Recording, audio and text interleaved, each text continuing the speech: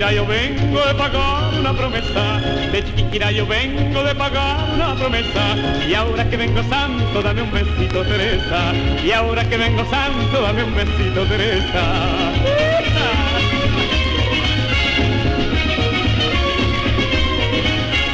De Chiquinquirá yo vengo de pagar una promesa, de Chiquinquirá yo vengo de pagar una promesa, y ahora que vengo santo, dame un besito, Teresa, y ahora que vengo santo, dame un besito, Teresa. Hola, Dolores, toma la llave, abre la puerta, prende la vela, tiende la mesa, tiende la cama, dame un besito. Y que hay de Cuchipe, que hay de Cuchipe, que hay de Dolores, que hay de Cuchipe, que hay de Cuchipe, que hay de Dolores.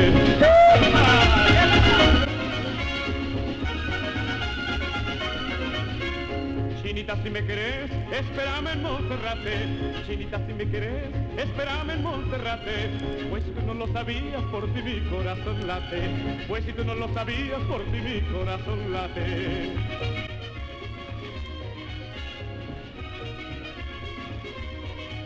Muy buenas tardes para todas, para todos. Nos continuamos el día de hoy, 30 de septiembre, en nuestras conversaciones sobre asuntos de campo, con un momento especial para el Departamento de Antropología y Sociología de la Universidad de Caldas, el momento en el que presentamos las cosas que hacemos. Se trata del libro del profesor César Moreno Baptista, Creencias y prácticas religiosas en la configuración de identidad territorial entre los campesinos de Boyacá. La idea es que este libro se ha presentado ya en la Feria del Libro de Bogotá, se presentó en la Feria del Libro de acá de Manizales, pero queríamos un espacio para poder escuchar con detalle de qué se trata y poder conversar, porque es ciertamente uno de los frutos de lo que hacemos, y esto es, digamos, lo que somos, y la idea es poder tener un lugar de registro de esta conversación. Así que, profesor César, bienvenido a este espacio. Tiene tiempo para que nos cuente de qué se trata la investigación. Nosotros haremos preguntas que ya empezamos, pero ahora las haremos cuando ya queden grabadas. Eh, y ver para qué lados puede coger este tipo de indagaciones y cuál es el futuro de esta antropología en una universidad como la nuestra. Entonces, sin más, profe, le pongo a grabarla, le pongo, no, usted dijo que primero hablaba y después. Sí. Bueno, gracias Luis Alberto por la invitación. Creo que pues es un espacio interesante para poder contar un poco pues ahí lo que se viene haciendo como usted,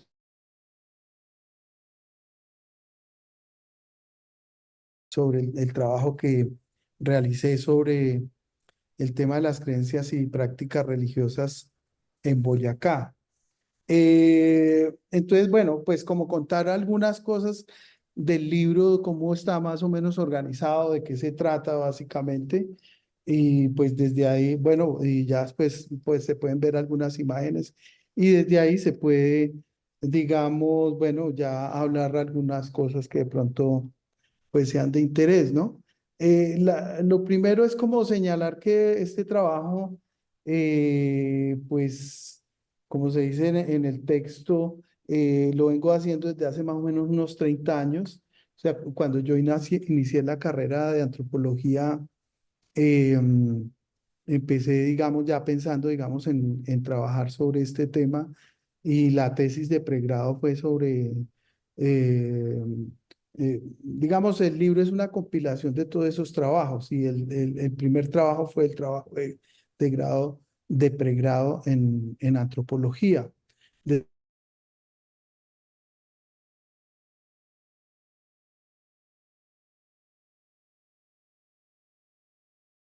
Dando pues nuevos elementos. Y la idea, en principio, digamos, como esa secuencia era iniciar como desde, hacer una mirada regional, iniciando con una perspectiva local, es decir, mirar como desde, mirar lo regional desde una perspectiva local. Eh, y bueno, entonces, el trabajo, incluso desde antes, o sea, yo creo como desde los años 70 que yo visitaba desde niño, el desierto de la Candelaria, que es a donde se va a centrar como todo el trabajo inicial y digamos hay un gran componente ahí de la investigación. Pues fue donde empezaron a surgir como muchas inquietudes alrededor de las leyendas, de los mitos. Por eso se habla de las creencias, pues está asociado en gran medida a los relatos de los campesinos en el campo, en la región del desierto de la Candelaria. Entonces yo escuchaba muchas historias, muchas leyendas, muchos relatos de los mayores, de los caminos, etcétera. Y ya eso, digamos, cuando entré empecé a estudiar antropología, pues yo empecé a pensar justamente en ese sitio y ya se volvió pues el objeto de estudio en la carrera de antropología, e incluso se llamaba como mítica y paisaje en el desierto de la Candelaria o algo así. El profesor Páramo, que era mi director, me lo ayudó, digamos, a plantear el título del trabajo. Y bueno, entonces digamos que es un trabajo de un recorrido, un acumulado largo, ¿cierto? Y a mí lo que me ha interesado en gran parte es como el tema de la identidad, ¿no? Porque, digamos, los campesinos, yo después estuve trabajando en Boyacá, en la UPTC, y digamos, el tema de lo campesino ha sido un elemento importante en la antropología y siempre, digamos, como una problemática de cómo definir lo campesino desde lo económico, desde lo social. Y entonces yo aquí, digamos, como que trato de mirar elementos como aquellos algunos marcadores o un marcador de la cultura a partir de lo religioso, ¿sí? Y cuando hablo de lo religioso es básicamente son las prácticas, los rituales, las peregrinaciones, las fiestas y los relatos, las leyendas, las historias que la gente tiene sobre las imágenes de culto, ¿cierto? Entonces, digamos que la identidad va a estar, y como se señala en el título, en el subtítulo del libro, tiene que ver con ese vínculo con la tierra, el vínculo que tiene la gente con la tierra, ¿sí? Eh, los campesinos, pues por lo menos en Boyacá, seguramente en otras partes también, pero hay un raigambre, una forma de identificarse y es con pertenecer a un lugar, ¿no? A un pueblo, a una vereda, y hay un raigambre muy fuerte donde lo religioso va a jugar un papel importante. Por eso se habla de los santos, de lo patronal, ¿no? O sea, porque va a ser el, digamos, el que le da una identidad también territorial a un lugar y la gente se siente identificada, pues con esos elementos. Pero la identidad, digamos, es una pertenencia, pero también es algo que se está haciendo permanentemente, no es algo ahí como estático. Y justamente, digamos, lo, lo- las prácticas implican digamos, es estar recorriendo el territorio, festejando el territorio, haciendo pues rituales, etcétera. Y digamos que eso es una serie de elementos que van reafirmando ese vínculo con el vecino, con el espacio, con la comunidad, con la familia, con la producción de la tierra, lo que da la tierra, lo que da la supervivencia. Entonces, digamos, hay ahí al final como un elemento que es importante para mí es como el tema del creer, o sea, el creer, digamos, ya al final del trabajo de los estudios que yo tenía, un elemento que se configura de manera importante en un trabajo, en un equipo pues, en el que yo hacía parte allá donde estudiaba el doctorado en París, era la religión como un modo de creer, o sea, la religión definida en términos de creer, ¿sí? Cómo creer.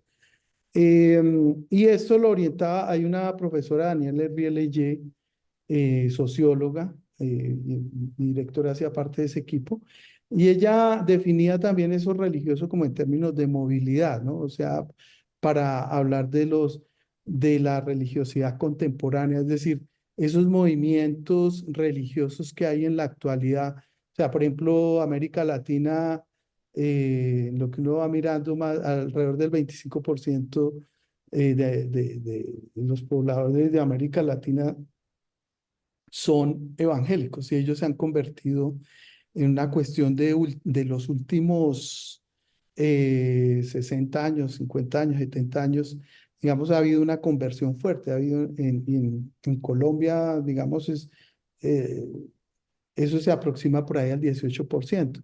Entonces ahí, ¿por qué la gente empieza a cambiar de religión? Porque hay esa conversión, ¿no? Siendo cuando hay una tradición bastante católica. Y bueno, pues eso se problematizaba, digamos, en otras partes del mundo, pero en América Latina, digamos, ese era como un interrogante. Entonces, yo, digamos, aunque he estudiado algunas cosas sobre lo contemporáneo de esos cambios religiosos, me interesa, pues lo que hice fue como tomar un poco esa hipótesis del creer, de los modos de creer, para aplicarlos un poco a estas formas tradicionales pues que veía en estas regiones de Boyacá, ¿cierto? Entonces, digamos, también ver lo religioso como algo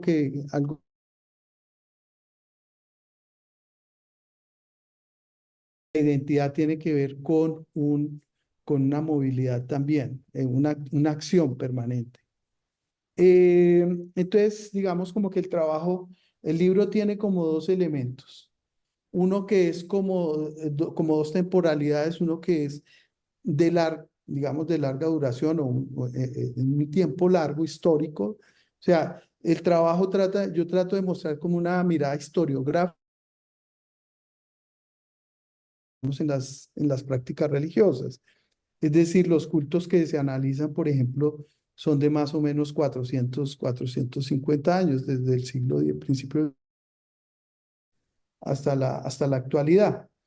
Eh, y por el otro lado, pues está justamente a hacer etnografía de eso, que ha ido transformándose con la modernidad. Entonces es mirar cómo esos modos de creer también se van modificando, ¿sí? Con el tiempo, básicamente.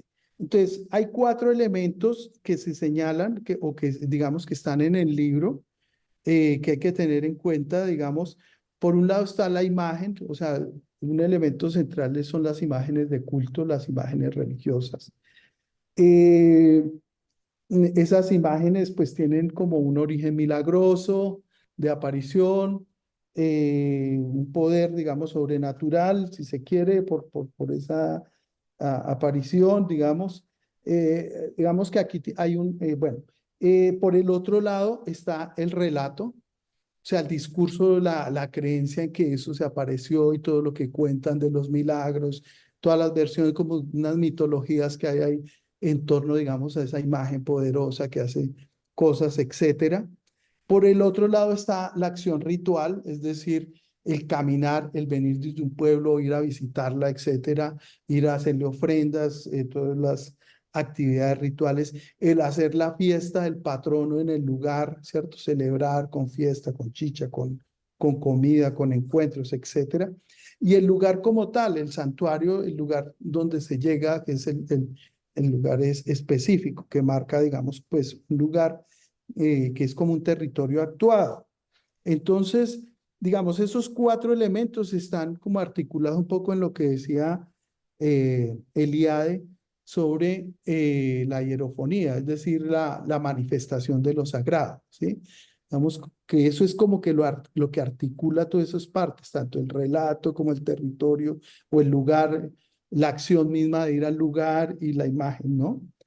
Eso, digamos, va configurando como un poder importante, digamos que a la imagen se le va atribuyendo el poder, digamos, por ejemplo, de hacer milagros, pues, de incidir, digamos, sobre la realidad, sobre lo que se le pide, ¿cierto? Hay una configuración en torno a esa imagen y hay una eficacia también, evidentemente, se entiende, digamos, que hay una eficacia de esa imagen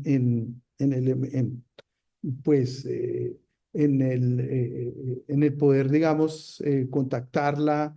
Digamos que la imagen de alguna manera crea como una ilusión, ¿no? Así, en términos de Nietzsche, sería como un autoengaño, digamos, del el poder que tiene esto. Entonces, digamos, hay elementos que tienen que ver con tocar la imagen, por ejemplo, acercarse a ese, ofrecerle a ella, estar en el lugar, ir hasta donde está, etcétera, y establecer pues una serie de vínculos con la imagen, ¿cierto? de contactos con ese poder de lo sagrado, con ese poder que, pues, digamos, en muchas se ve como un ser, como una persona, ¿cierto? Digamos que eso, pues, en términos así un poco conceptuales, el trabajo también, digamos, en términos metodológicos, es un trabajo, mm, digamos, multisituado, pues es una etnografía. Además, digamos, de esa parte historiográfica está, digamos, la parte etnográfica y es un trabajo multisituado, digamos, si bien, digamos, está básicamente o en gran parte se centra en el desierto de la Candelaria, después vamos a ver, ahí señalo, pues se toman 4 sitios de referencia que se hace comparación, eso se trata de hacer un trabajo de comparación entre 2 sitios más o menos que se visitan, o sea, pueblos, en los cuales se va configurando, digamos, lo que se trata es de mirar, comparar esos elementos, la forma de celebración, un poco la forma, las creencias que hay en torno a esas imágenes y cómo eso, digamos, entre ellos se establecen vínculos de visitas entre los mismos pueblos, de compadrazgos, de alianzas, etcétera, ¿cierto? Entonces, digamos que eso en términos generales, el trabajo, el texto está organizado en 7 capítulos. Los primeros, pues el primer capítulo pues habla justamente de esos aspectos teóricos y metodológicos. Después hay los coreográfica del lugar, el segundo y el tercero de lo que es esa zona. Esa zona fue, digamos, un sitio limítrofe entre los muiscas, entre el territorio interno de los muiscas, más o menos entre el Saque, el Zipa y el Saquencipá, que es esa zona donde yo trabajo, es como un territorio independiente que se configuraba independiente de los 2 territorios más, digamos, dominantes de los muiscas, que era la zona de Tunja del norte, Boyacá y el sur en Cundinamarca. Entonces, digamos que ahí se ubica un poco el lugar del desierto de la Candelaria como un punto limítrofe. Después está un poco a partir de crónicas y de relatos, etcétera, santuarios. Ese santuario de la Candelaria, pues lo que al final pues yo voy a encontrar es que fue un santuario local sobre el cual se sobrepuso un santuario cristiano, ¿sí? Entonces, digamos, va a ser interesante porque de ahí, digamos, en ese segundo capítulo se señala ese, y en el tercer capítulo donde se habla sobre la leyenda de origen, que fue como en tema, digamos, el primer tema gran que trabajé, es como la disputa por el territorio. Entonces, digamos, de esa sobreposición de santuario se desatan como muchos imaginarios, ¿no? Y esos imaginarios tienen que ver con peleas entre la imagen, entre la Virgen, la imagen católica cristiana, que es la Virgen, y el diablo, las figuras ahí, las deidades prehispánicas que habían en el lugar. Eh, y después ya lo que se hace, bueno, un poco anterior a eso, pues el trabajo también, digamos, es una etnografía que algunos llaman como de movilidad, ¿no? Porque, digamos, en gran parte, muchos de ellos se van recogiendo, los relatos se van recogiendo sobre el camino, caminando casi con la gente siempre, que se van recogiendo, que se va grabando, que se va hablando, porque digamos, al principio y fue, digamos, algo que se logró hacer durante un tiempo. Todavía no había muchos carros, no había muchas motos, entonces la gente todavía utilizaba mucho los caminos a pie, entonces iba a hacer el mercado, a misa, etcétera. Entonces tuve la oportunidad de como caminar con la gente y poder a escucharla hablar y escuchar los relatos y aquí no sé qué, y allá sí sé cuándo, y el nombre, los topónimos se volvieron muy importantes. Entonces, gran parte del trabajo fue recoger el relato de esa manera, ¿sí? Y ese, digamos, fue el capítulo el capítulo cuarto y ya el capítulo quinto, digamos, es pues todo el relato de las,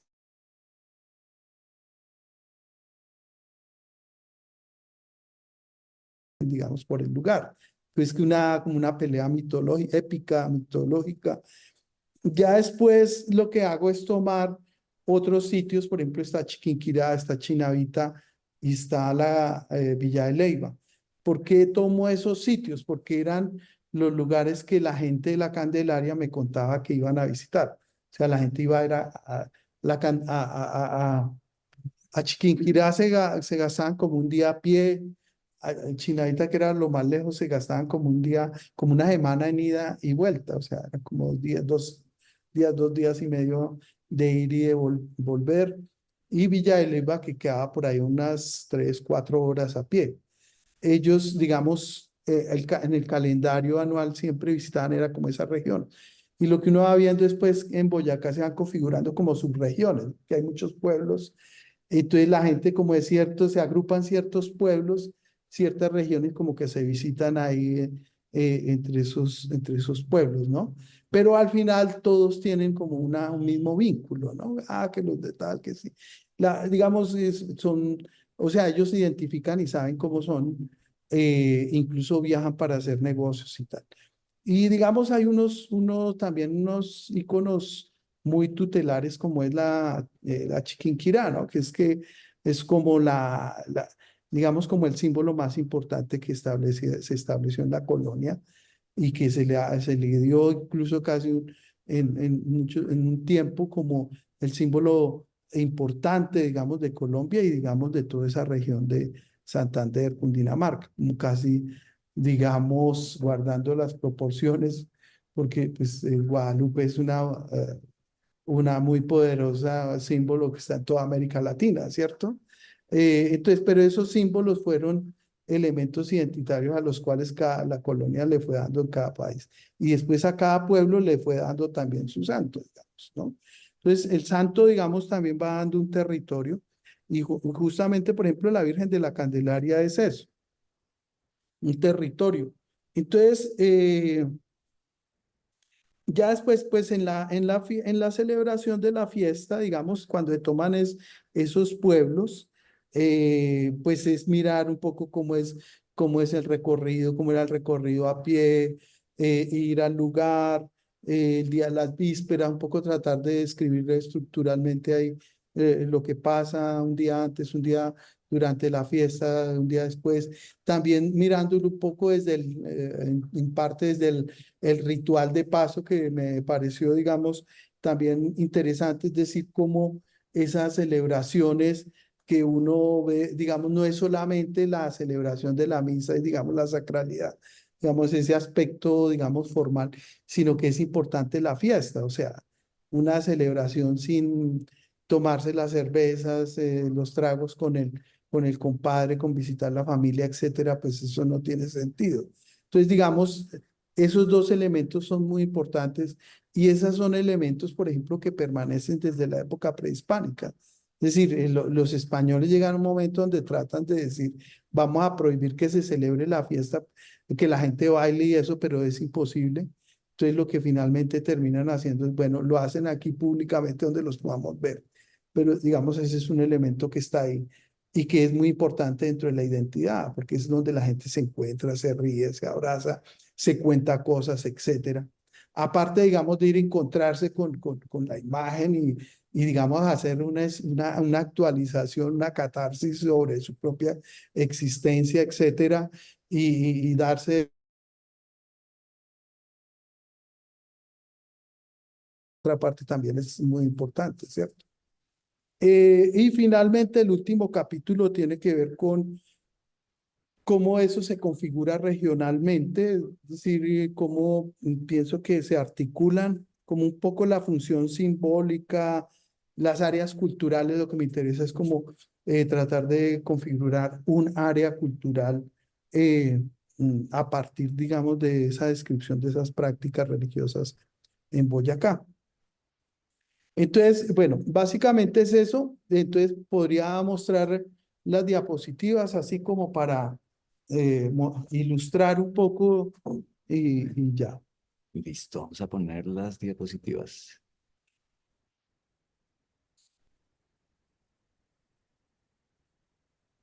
Bueno. Bueno, esta es la imagen que decía Luis Alberto, sí, digamos al final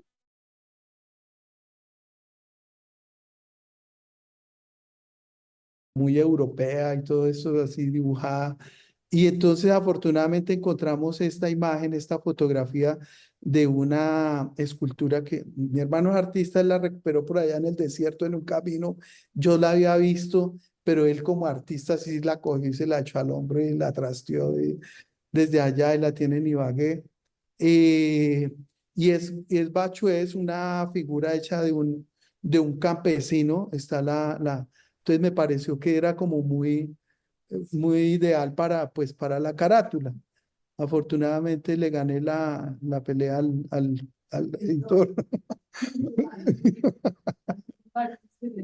Sí, sabes, es duro. Aquí, bueno, aquí está simplemente, voy a ir mostrando, ve, aquí está la Candelaria, Ráquira, es el sitio central, aquí está Chiquinquirá, Villa de Leyva, que no se alcanza a ver bien, la Estrellita, y este es Chinavita, como los sitios principales donde se hace el trabajo eh, ya un poco ampliado, y después más amplio, pues visité muchos sitios de estas fiestas que hay acá, donde se puede ver, digamos, como una red que se conecta y donde celebran cosas, y que corresponde pues en gran parte con lo que fue la zona, digamos, de los muiscas, ¿no? El altiplano. Aquí simplemente pues son unas imágenes de lugares naturales porque, digamos, gran parte de los relatos de ellos están sobre las montañas, sobre cuevas, sobre lagunas. Pues estos eran tutelares, eran pues el salto de Tequendama, pues ya del gran territorio muisca, el Cerro del Sol y la laguna de Iguaque, pero solamente como para ilustrar. Este es el santuario de la Candelaria, que tiene 430 años más o menos. Sobre ese sitio había un santuario prehispánico. Y ahí está la Virgen de la Candelaria al lado. Fue pintada por un pintor italiano.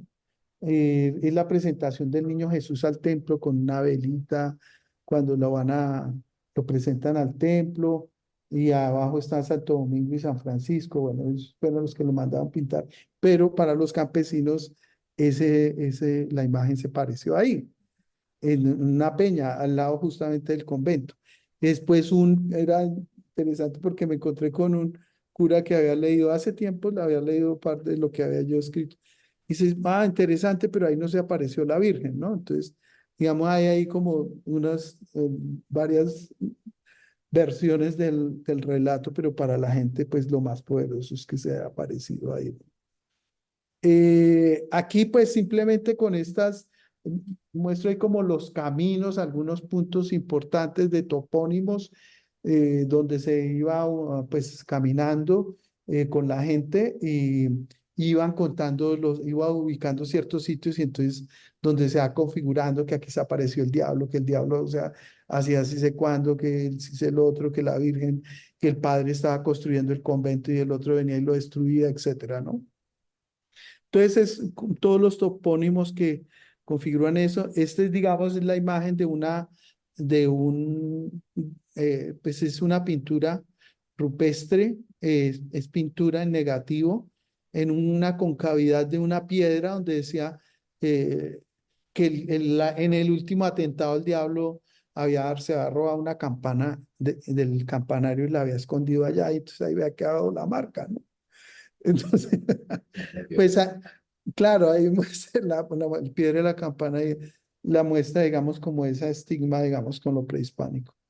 Ya después, digamos, la imagen establecida, la tratan de llevar a diferentes lugares para el otro pueblo, para el otro municipio, bueno, para Bogotá, y llegan hasta un punto. Entonces, este es, por ejemplo, un punto limítrofe que se llama Las Cruces, ya en límites con Samacá, donde ya no podían transportar la imagen, les tocaba devolverla.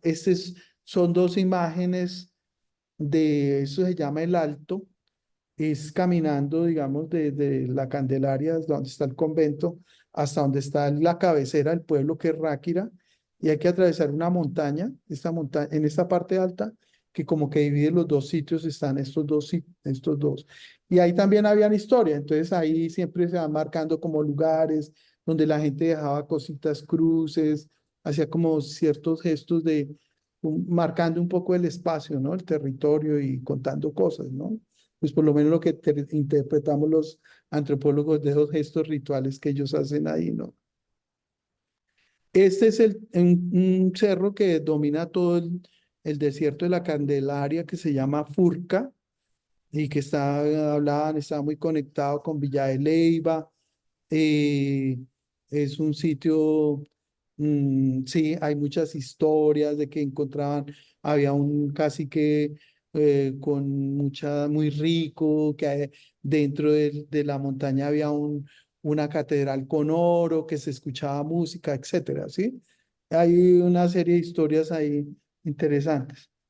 Bueno, después aquí hay como algunas imágenes que pues fueron las imágenes, digamos, de los pueblos con los que trabajé. Bueno, además de la Candelaria que ya la mostré. Este es el de Chinavita, el que está aquí a la izquierda, a la derecha a la izquierda, sí. Y, y a la derecha está la Virgen del Carmen. Esta sí, bueno, esta es la de Villa de Leyva, pero no es esta imagen, sino que esta es de un altar de una casa del abuelo, que tenía, ese cuadro debe tener como unos 70 años, este de la derecha. Y el otro, bueno, el otro es una réplica de la Virgen de Chinavita. Ella es como una virgen reina, ¿sí? Eh, Simplemente no tiene niño, simplemente es una virgen tutelar, es la virgen, la llaman la Virgen del Amparo, justamente por el, el manto que cubre y que protege a los santos. San Miguel está ahí y pues una corte española, ¿no? Es particular porque es, digamos, como que los que están ahí representando, digamos, pues a los humanos en la tierra, ¿cierto? Y abajo se alcanzan a ver algunos diablos y algunas pezuñas tales. Entonces, digamos, como que es un poco también, como me ha llamado mucho la atención porque como la imagen se utilizó mucho para evangelizar, entonces era como construir esa mentalidad, digamos, de un mundo, de un cosmos dividido en tres, ¿no? Entonces, a través de los cuadros, representar el cielo, el purgatorio, pues porque la Virgen del Carmen es muy diciente, es una que nosotros conocemos, donde está el fuego, donde están incluso el purgatorio y el cielo, ¿no? Entonces, digamos, gran parte de los relatos están construidos pues, sobre esa base, ¿no? Y esta sí es la Virgen del Carmen en Villa de Leyva. Es interesante porque aunque ella, digamos, no es aparecida, no fue un milagro, digamos, no tiene un origen de milagro como la de Chiquinquirá o pues como dicen la gente de la Candelaria, ¿no? Aunque los curas dicen que no, pero la gente, esto, digamos, esta imagen la tienen siempre guardada todo el año y solamente la sacan 3 días para la fiesta. Entonces eso es como una aparición, se vuelve como una aparición y la gente llora, se emociona, se arrodilla, la besa. Bueno, es un momento muy tierno, muy emocional. Y lo mismo cuando la guardan, ¿sí? Y entonces a ella le atribuyen muchos milagros y la gente pues le tiene mucha devoción. Pero es una imagen de bulto, ¿sí? Y esta pues es la Virgen de la Candelaria, una réplica por el camino haciendo la novena antes del día de la fiesta, entonces la pasan por las veredas, tal, y bueno, ahí cada vereda organiza.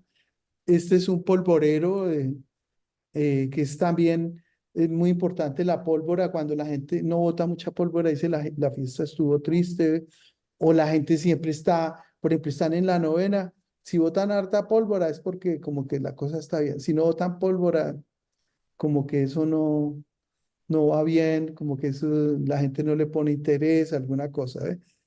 Bueno, la pólvora es importante en esto. Aquí simplemente un poco un collage de cosas de lo que la gente hace en la fiesta. O sea, aquí, bueno, la gente va a la misa y tal, eh, pero después, por ejemplo, es comer, beber, estar con la familia, jugar tejo, bueno, tomar, beber es muy importante, aguardientico, chicha, cerveza y tal. Aquí está la gente peregrinando, pues son masivas esas peregrinaciones, ya las hacen todas en carro, en bicicletas, en motos, en tal y tal.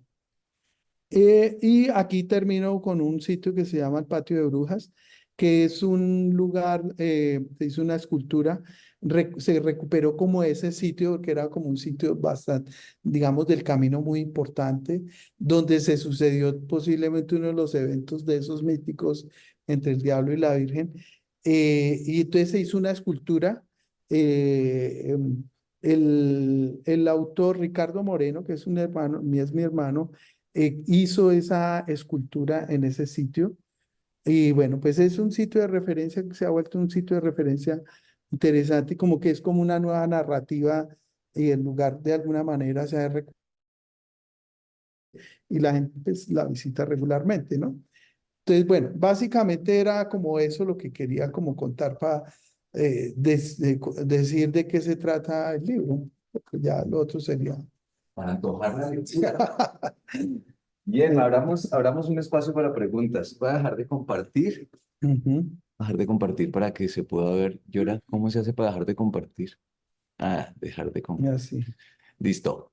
Eh, Eso y ahí queda usted y me siento yo un momentico claro. para hacerle dos consultas, digamos, para propiciar, evidentemente era este el tipo de cosas que esperábamos justamente para antojar mucho más la lectura, pero para ver un poco los detalles del trabajo que son verdaderamente apasionantes. Este es Ujú, un lugar es muy impresionante. Entonces yo, tres preguntas y ahí para que nos cuente un poco más. ajá.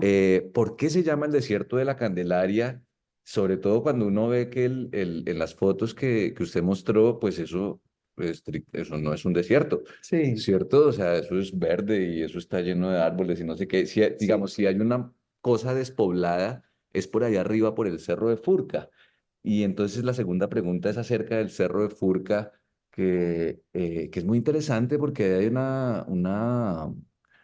hay dos veredas o sectores que son de alfareros. Aguabuena En y Pueblo Aguabuena, Viejo. Pueblo Viejo y Aguabuena, pero sobre todo Aguabuena, Ujú. que digamos que yo la conocí hace muchos años y hay un montón de historias allá cerca del Moán, ese cerro de Furca. Entonces, eh, si hay alguna relación entre estos alfareros digamos, allá la cosa con el desierto.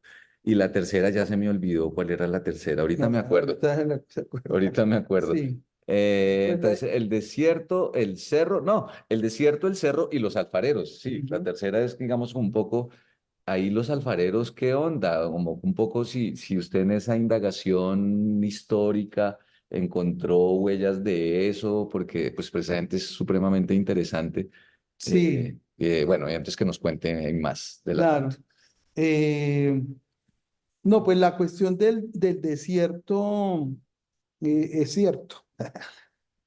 Uno siempre, y además como la primera vez que yo fui, estaba pequeño, pues uno pues esperaba como algo totalmente árido y que no hubiera nada de vegetación, pero es un vallecito muy verde, digamos, sobre todo por donde va el río.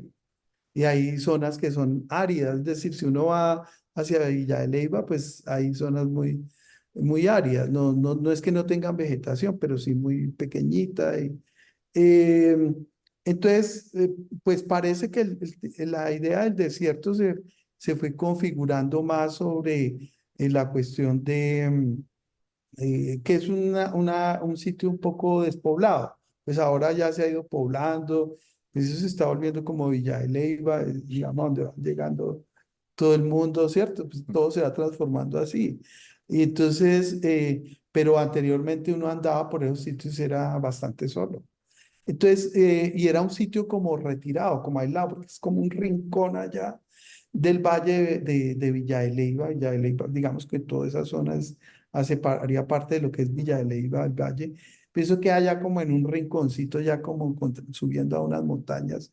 Entonces es un sitio como bastante aislado. Y, se- Y lo de y, los eremitas. y ahí habían, sí, ahí, digamos, hay como varios elementos. O sea, en lo que uno, pues rastreando un poco el asunto, es que justamente por ese sitio de aislamiento en particular y tal, pues parece, allí se encontraron, pues a través de datos históricos, eh, habían, había posiblemente un santuario, enterraban cerca de ahí algunos, era un sitio como un cementerio de caciques, habían una serie pues era como un lugar de aislamiento de un jeque, donde seguramente hacían ofrecimientos, etcétera, o de formación de sacerdotes muiscas. Pero después cuando llegan los españoles, ellos se empiezan a establecer ahí. Incluso ella escribe la primera novela latinoamericana, que se llama El prodigio del desierto y el desierto prodigioso, de Félix de Valenzuela. Esa, y ahí lo que relata es, digamos, esos primeros ermitaños que van, o sea, ahí llegan esos españoles que querían ser como religiosos, y que tenían plata y que querían empezar a tener una vida, y empiezan a tener una vida religiosa y tener aislamiento. Y lo que se va viendo es que esos ermitaños se instalan ahí y viven en unas cuevas que habían. En esas cuevas vivían pues como ermitaños y se flagelaban, etcétera. Y después buscaron el tutor eh, digamos, religioso, que era un padre Delgado, que era como el párroco de Ráquira. Entonces él iba y los tutelaba y ellos empezaron a generar el culto a la Virgen, a reunirse, etcétera.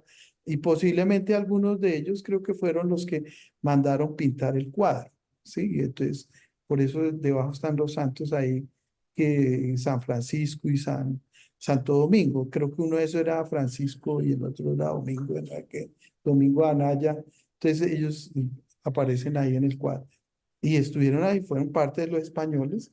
Después empiezan a llegar como campesinos pobres de España que llegan y se instalan ahí y empiezan a vivir, ¿sí? Y van creando, digamos, ahí como pues sí, una vida en torno a ello, ¿no? El otro, pues el Cerro de Furca sí, es un sitio, digamos, con mucha mitología. Eso era interesante porque digamos, hay como ciertos sitios, por ejemplo, donde se conserva como la naturaleza, como la virginidad, y digamos como que la gente preserva esos lugares y tiene como un respeto. Y digamos, parte como de eso, pues como yo lo veía, era como que habían una serie de personajes que estaban ahí, que se recreaban, que hacían parte de su imaginario, de su realidad, del campesino, pues porque siempre se decía, dicen, contaban, dicen porque yo no sé, ¿no? O yo escuché, o etcétera.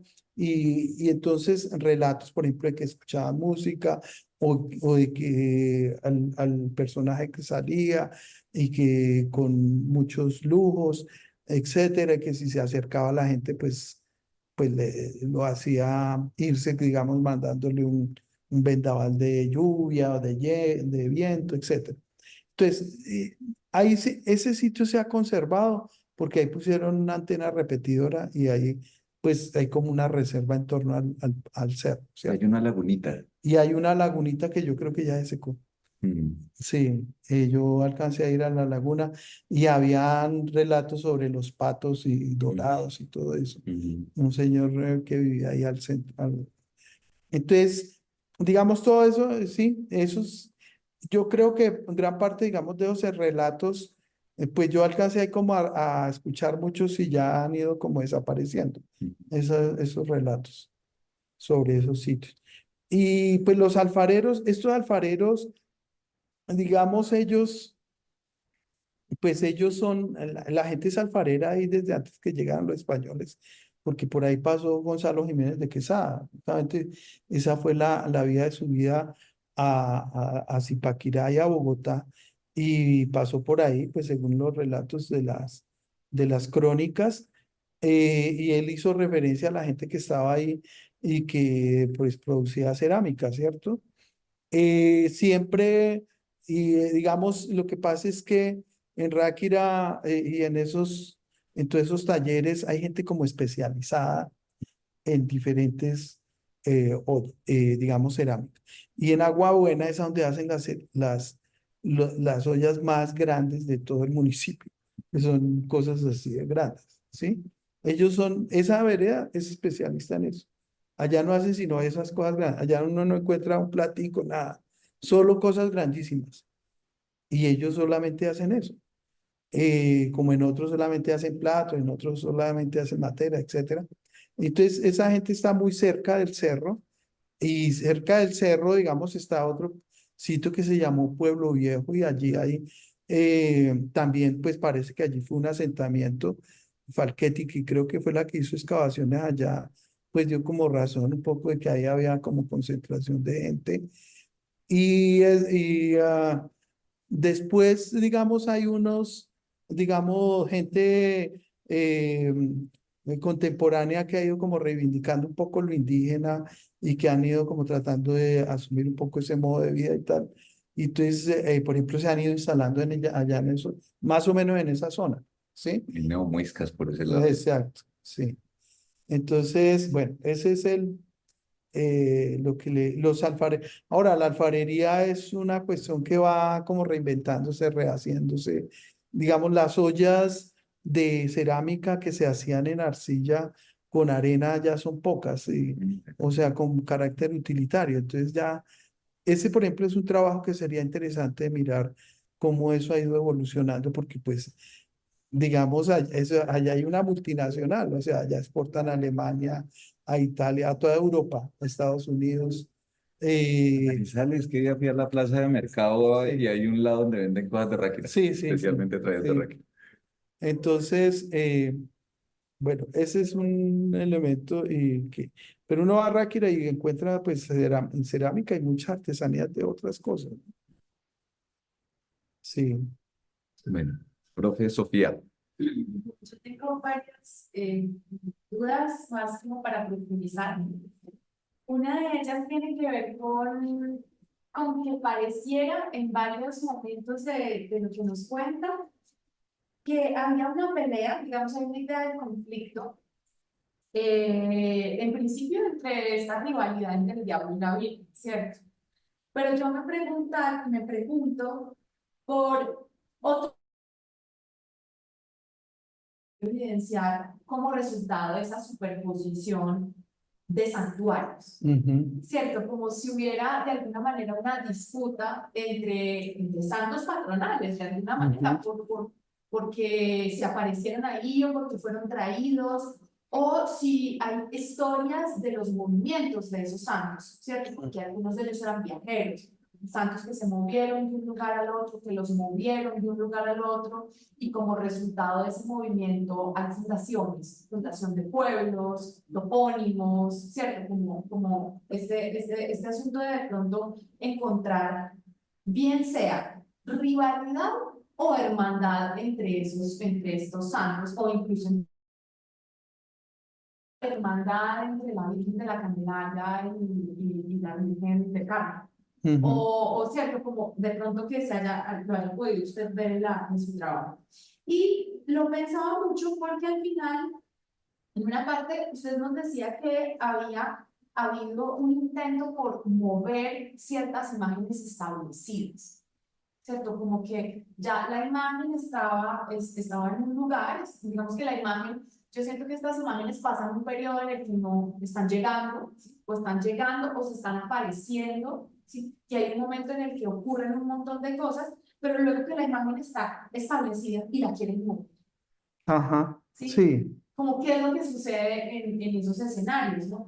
Mi pregunta en términos generales va hacia esta idea del movimiento y la movilidad, que es el argumento, pues, un poco que nos presentaba el libro, y esa movilidad y movimiento, no solamente en en los peregrinos, pues que yo creo que es evidente, sino también en los mismos santos, en las mismas imágenes.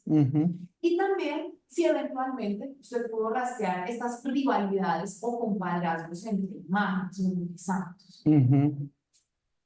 Sí, bueno, ese es un punto interesante. Hay un aspecto que me parece que es, está marcado mucho en la religiosidad popular y bueno, y en esta zona, digamos, hay algunos ejemplos de esa movilidad de los santos. O sea, hay algunas cosas que yo no vi, pero que la gente me contaba. Por ejemplo, nosotros llevamos la Virgen hasta el Alto, que es el punto a donde está ya el patrono, digamos, que es el del municipio, es San Antonio, o sea, el de Ráquira. Pero la Candelaria es como un territorio independiente, ¿sí? Entonces está tutelado solamente por la Virgen, ¿sí? Entonces, la Virgen iba hasta la frontera del límite con el pueblo y de ahí hasta ahí venía San Antonio y se encontraban y bueno, no sé si hacían algunas procesiones juntos o algo, pero digamos, me acuerdo que ese era un elemento que ellos me referenciaban, ¿sí? Entonces, lo que yo iba viendo un poco en esos recorridos, cuando decía, iba uno a un sitio y de pronto pues justamente ahí en ese sitio, por ejemplo, la gente botaba crucecitas, incluso en las peregrinaciones de Alfa, Ancísar habla sobre cuando iba la gente a Chiquinquirá y ya veía, digamos, allá lejos como el valle, en ese punto, en esa montaña, que venían desde diferentes pueblos y botaban ahí crucecitas amarradas con un palito y que eso se iba volviendo como una nube que iba invadiendo y qué tal. Bueno, allí no era que hubieran esas nubes, pero sí, digamos, la gente había esa práctica. Entonces, digamos, uno leyendo, pues va haciendo como coincidencia con esos elementos, ¿cierto? Entonces, digamos, después, cuando hablan sobre eso, sí, eso de que lo llevan hasta tal punto y justo llegan, por ejemplo, hasta el Alto de las Cruces, que era un sitio de miedo y no sé qué más. Y ese sitio, en ese sitio, la gente cuenta que llevaban, por ejemplo, la imagen y que empezaba pesada, pesada, y llegaban hasta ahí, ya no podían más y tal. Les tocaba volverse para el centro, ¿sí? Y así, digamos, en varias direcciones. Entonces, lo que uno va como configurando es como ese territorio, ¿no? Porque un poco esa idea de dónde surge el desierto, ¿cierto? Entonces, que esa era la pregunta que yo me hacía, bueno, ¿y qué es el desierto? Porque eso no está en ningún mapa ni nada. Dice, pues sí, el desierto hay, pero no hay límites ni nada, ni es que hasta acá llega lo más árido, uno llega y es todo verde, etc. Entonces, digamos como que se va configurando es a partir de los relatos, de lo que la gente dice con relación a la imagen de la Candelaria, ¿cierto? Es el relato. Casi que entonces uno va como configurando en eso unos límites, un escenario de ese conflicto mítico que seguramente estaba ahí, ¿cierto? Y así, digamos, hay otros pueblos que tienen otras historias. Por ejemplo, hay otro pueblo donde está la Sagrada, Monguí. Le había regalado uno a Monguí, creo que el otro era como a los de Sogamoso. ¿Sí? ¿Tú lo sabes? Entonces,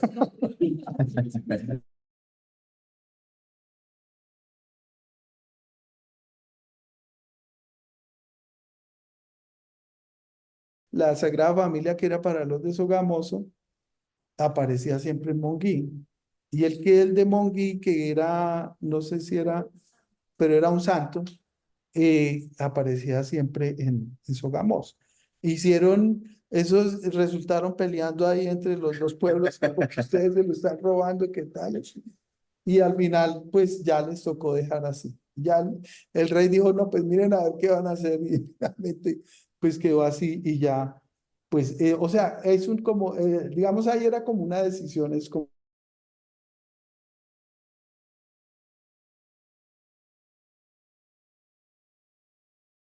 eh, digamos que un poco en eso hay unas, digamos, ahora, la hermandad, digamos,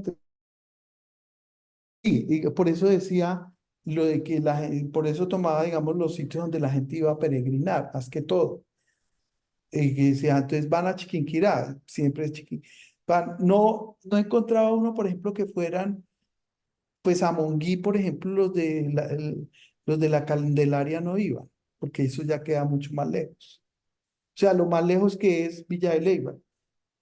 De Villa de Leyva a Monguí son por ahí 1 hora, 1 hora y media, 2 horas, por ahí 2 horas. Entonces la gente llegaba solamente hasta Villa de Leyva. Y hacia el sur iban hasta Chinavita. O sea, eran como los sitios donde ellos iban a iniciar. Por ejemplo, la Virgen de Chinavita empieza el 1 de enero en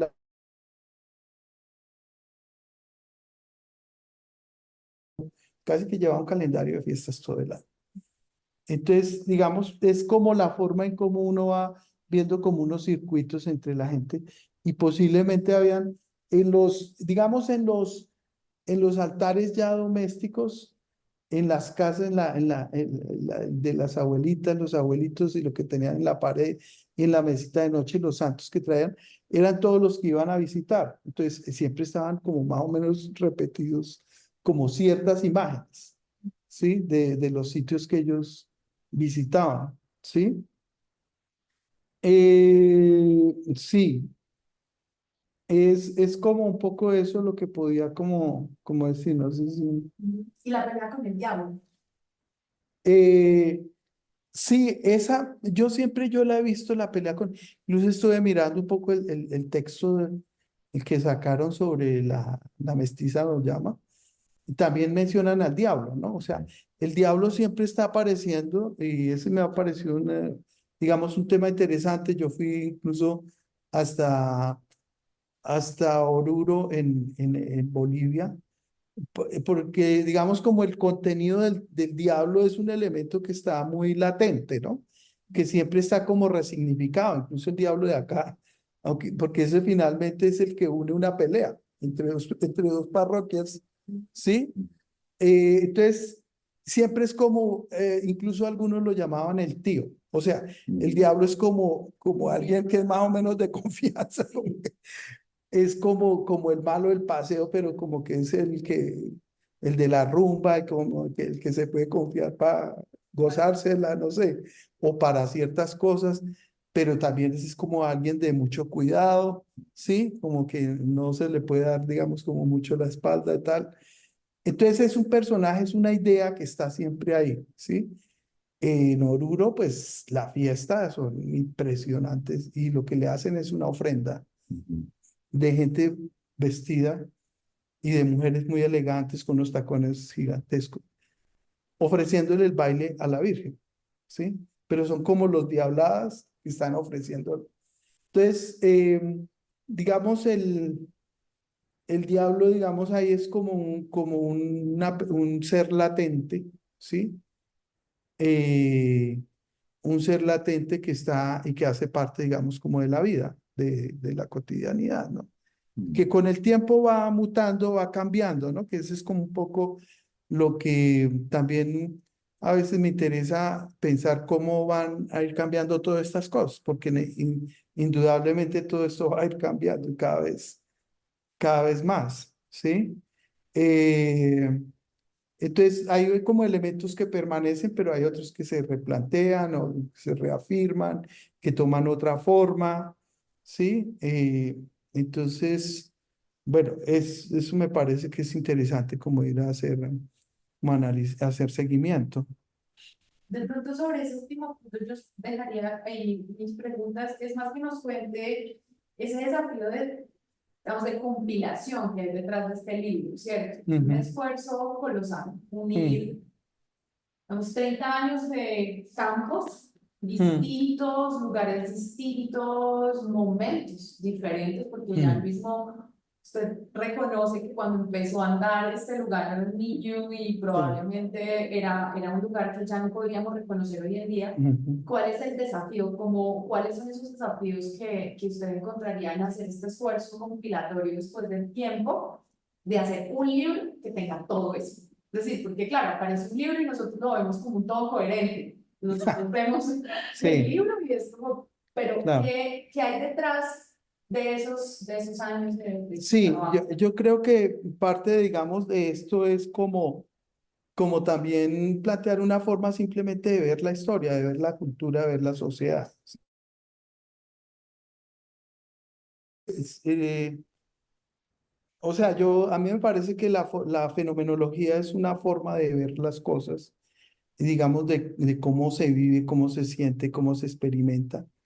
Pero es importante también mirar cómo de dónde viene todo eso, ¿cierto? O sea, hay cosas que nosotros hacemos y no sabemos como cuál es el valor que tienen o qué sentido tienen, por qué somos tan bonitos o tan feos, ¿no? En ciertas cosas, o en las formas en que hacen. Entonces, creo que, digamos, ese es como un aspecto. Hay muchas cosas, como por ejemplo lo que se ha hecho en el sur. Yo creo que yo me preguntaba si hay de pronto un interés por retomar, digamos, describir como esos elementos que están ahí, que seguramente están desapareciendo, ¿cierto? No sé, pero que hacen parte, digamos, de lo que ha sido, digamos, la historia nuestra, que no sabemos exactamente qué va a seguir adelante, ¿cierto?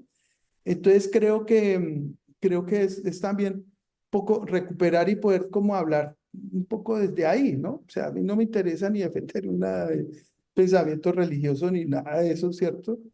De hecho, siempre lo he tenido como más bien entre paréntesis, pero sí me parece que, digamos, hace parte de lo que es la vida de la gente, de lo que sentimos. Incluso nosotros participamos de muchos de esos elementos, digamos, y no solamente de lo religioso, sino de otros aspectos de la vida, de, la, de lo que hemos sido, de lo que hemos aprendido a comer, a compartir, tal. Entonces, creo que sería interesante trabajar porque pues Colombia es un país de fiestas y de religiosidades y de extremo a extremo, por todas partes, ¿cierto? Y creo que ese es un tema que, un aspecto, digamos, que podría profundizarse. Mm. Y una pregunta ahí con eso, ahí como para empezar a cerrar, y es como, digamos, es más o menos lo mismo, pero distinto. Usted lo mismo lo acaba de decir, Colombia es un país de fiestas. Uno encuentra que el calendario festivo, en Colombia además tenemos festivos porque sí, porque no, y festejamos un montón de santos que ya ni conocemos ni sabemos nada de eso, pero seguimos haciéndolo, siguen ocurriendo, de modos probablemente distintos. ¿Cómo usted ve eso? ¿Cómo ve usted a qué irá a pasar con todos esos santos que tenemos nosotros? Digamos, en el campo, en algunos lados, por ejemplo, en Nariño, siguen naciendo santos de la tierra aquí y allá. Y eso tiene una enorme potencia. Yo no sé en Boyacá si eso se ha erosionado y no sé qué. Uno siente que como que en todos lados eso tiende a erosionarse. ¿Qué irá a pasar con tanto santo y con tanto día santo y con tanta fiesta? ¿Qué vamos a hacer para poder festejar en adelante? ¿Cómo lo ve usted? No sé, yo creo que, por ejemplo, estas fiestas me parecen importantes, digamos, cuando yo decía lo campesino me interesa, es porque yo me pregunto, yo me podría preguntar hasta qué punto qué tengo de campesino, ¿sí? Y digamos que mucha de la gente que va a esa fiesta va solamente como recordando eso. Hay mucha gente que va, digamos, que tiene devoción, eh, otros que lo tienen, digamos, ya por su tradición, han estado, que viven ahí en el campo, otra gente que vive en la ciudad, pero que pues, vivieron allá y que regresa, etcétera. Entonces, siempre, digamos, vuelve a ser como un elemento de referencia. Y yo creo que, digamos, la religiosidad en gran medida, por lo menos en la que nosotros conocemos, está basada en objetos y en elementos y en imágenes y en cosas materiales. O sea, yo creo que eso no va a desaparecer, digamos, eso siempre se va a replantear, ¿sí? Siempre se aparecen más imágenes, si se pone un collar con todas las imágenes que usted quiera, se ve más poderoso, etcétera. La gente va en una bicicleta, de pronto va, no va a la fiesta, va a la fiesta o de pronto va a parte de la misa. No sé, yo creo que, digamos, muchos, digamos, de esos elementos están presentes, pero también hay otros que están replanteando, es decir, por ejemplo, los jóvenes. Los jóvenes, por ejemplo, pensando en los jóvenes de esta ciudad. Y si uno habla con los estudiantes, pues a los jóvenes, pues la mayoría de los estudiantes le dicen a uno que son ateos, aunque no está muy claro en qué consiste, ¿cierto? Entonces, pero digamos, pienso que hay como una necesidad de una espiritualidad, ¿sí? Y esa espiritualidad eh, se recrea permanentemente. Estos cultos, yo no sé, pues todavía a mí me llama la atención porque de todas formas siguen convocando mucha gente, ¿sí?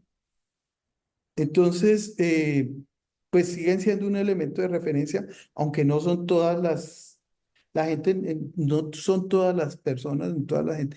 Digamos, hay una gran diversidad y unos modos de creer cada vez diferentes y que se van replanteando. De hecho, digamos, hablamos ya de libertad religiosa, ¿sí? Y se está tratando de implementar, digamos, esa política de libertad religiosa. En los colegios se reúnen a ver cómo hablamos, cómo hablar de eso en los cursos de religión o cómo eh, aplicar, digamos, la política pública en el contexto en el cual se vive, en el mundo universitario, incluso. Entonces, yo creo que hay como un recrearse permanente. eh, los objetos siguen y las imágenes siguen siendo un elemento de referencia importante. eh, y yo creo que pues ellos van a permanecer, seguramente van a replantearse, ¿no? Porque es una posibilidad que la gente tiene también de replantearse a sí misma frente, por ejemplo, a una imagen, ¿sí? Entonces,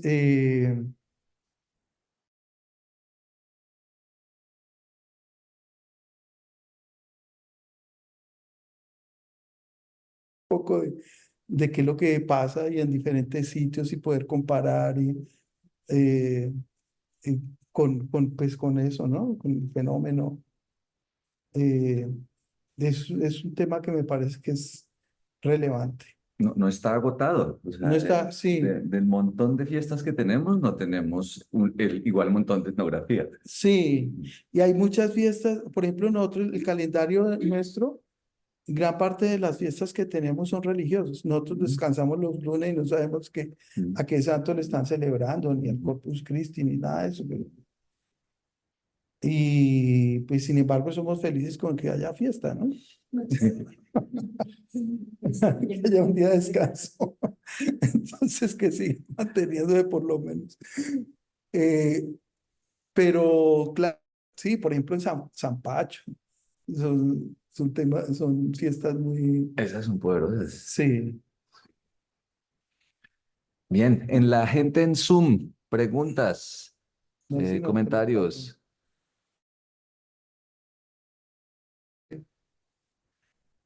Y si no, vamos a invitarlos a que compren el libro. ¿Dónde se puede comprar este libro, César? Este se puede ahí en la librería de la universidad, De Caldas. sí, cualquier cosa de pronto se puede conectar. ¿Y en Siglo del Hombre o en dónde? El siglo del hombre, sí. Siglo del Hombre, en la librería Siglo del Hombre se puede Es comprar por internet. por internet y virtual también. Y también hay versión virtual, Eso de digital. digital. ¿Listos? Bueno, muchas gracias. Muchas gracias, profesor César. Muchas gracias a todas y a todos por estar ahí presentes. Veremos a ver cuándo es que nos seguimos viendo para estas conversaciones sobre asuntos de campo, porque lo que sigue, Dios quiera que podamos y la Virgen lo permita y el diablo no se atraviese. La idea es que sigamos hablando de qué es lo que hacemos en la Universidad de Caldas y para dónde podría coger la educación la educación en antropología en la Universidad de Caldas, en unas conversaciones ahí donde nos podamos empezar a encontrar a ver si nos reconocemos. Mm. Entonces, abrazos para toda la gente, suertes y nos vemos. Vamos a detener la grabación.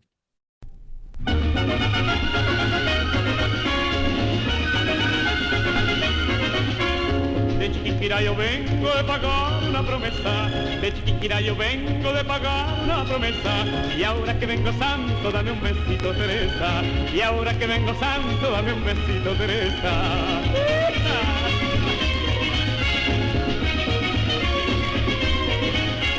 De Chiquinquirá yo vengo de pagar una promesa, de Chiquinquirá yo vengo de pagar una promesa, y ahora que vengo santo, dame un besito, Teresa, y ahora que vengo santo, dame un besito, Teresa. Hola, Dolores, toma la llave, abre la puerta, prende la vela, tiende la mesa, tiende la cama, dame un besito. Y que hay de Cuchipe, que hay de Cuchipe, que hay de Dolores, que hay de Cuchipe, que hay de Cuchipe, que hay de Dolores.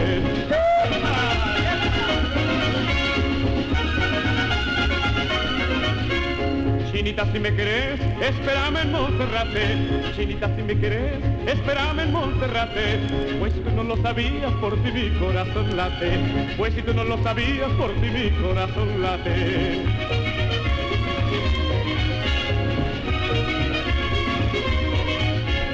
Chinita, si me querés, méteme tras de la puerta. Chinita, si me querés, méteme tras de la puerta. Que tu mamá como es tuerta pensará que soy la tranca. Que tu mamá como es tuerta pensará que soy la tranca. Hola, Dolores, toma la llave, abre la puerta, prende la vela, tiende la mesa, tiende la cama y dame un besito. Que hay de Cuchipe, que hay de Cuchipe, que hay de Dolores, que hay de Cuchipe, que hay de Cuchipe, que hay de Dolores.